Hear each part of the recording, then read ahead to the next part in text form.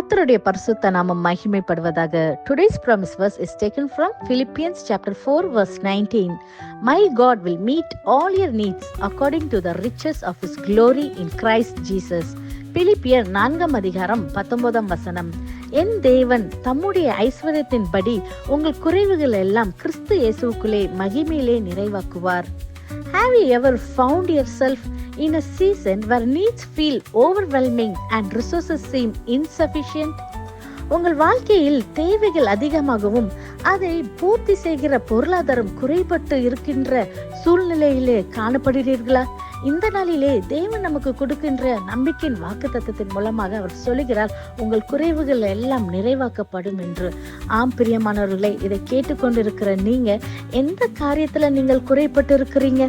இந்த நாளிலே உங்களுடைய குறைவுகள் எல்லாவற்றையும் நிறைவாக்க கர்த்தர் வல்லமை உள்ள தேவனாக இருக்கிறார். பிரியமானவர்களே, ஒருவேளை நீங்கள் ஏதோ ஒரு சுகத்துல குறைபட்டு காணப்படலாம், அல்லது ஏதோ ஒரு தேவையில, ஏதோ ஒரு நெருக்கத்துல, அல்லது ஏதோ ஒரு பண தேவைகள்ல ஒரு குறைவு இருக்கப்படலாம். உங்க வாழ்க்கையில ஏதோ ஒரு குறை, இது மட்டும் எனக்கு நிறைவேற்றுனா நல்லா இருக்கும்னு சொல்லி நீங்க ஒரு வேளை காத்திருக்கலாம். இந்த நாளிலே கர்த்தர் உங்களுடைய குறைவுகள் எல்லாவற்றையும் கிறிஸ்து இயேசுவுக்குள்ளே மகிமையிலே நிறைவாக்க அவர் வல்லமை உள்ள தேவனாக இருக்கிறார். பிரியமானவர்களே, இந்த ஆசீர்வாதத்தை பெற்றுக்கொள்வதற்கு நாம் என்ன செய்ய வேண்டும் என்றால், நாம் கர்த்தருடைய சமூகத்துல நம்மளுடைய நேரத்தை அவருக்கென்று நீங்கள் அர்ப்பணிக்கும் பொழுது, உங்களுடைய தாளந்துகளை, அவர் கொடுத்திருக்க கிஃப்ட்ஸை நீங்கள் அவருடைய சமூகத்துல நீங்க அவருக்கென்று நீங்கள் செலவு செய்யும் பொழுது, அவர் கொடுக்கிற வருமானத்துல இருந்து ஒரு பகுதியை நீங்கள் கர்த்தருக்கென்று, ஊழியத்துக்கென்று நீங்கள் கொடுக்கும் பொழுது, நிச்சயமாகவே உங்களுடைய குறைவுகள் எல்லாவற்றையும் கிறிஸ்து இயேசுக்குள்ள மகிமையிலே உங்களுக்கு நிறைவாக்கி தர அவர் வல்லமை உள்ள தேவனாக இருக்கிறார். இந்த கிறிஸ்துமஸ் காலங்களில கூட நீங்க உங்களுக்கு ஒரு வேளை நீங்கள் தெரிந்தவர்கள் அல்லது கஷ்டப்படுகிறவர்களுக்கு நீங்க உங்களுக்கால இயன்ற ஒரு உதவியை நீங்கள் செய்யும் பொழுது, அது நீங்க கர்த்தருக்கே நீங்கள் கடன் கொடுக்கிறீங்க.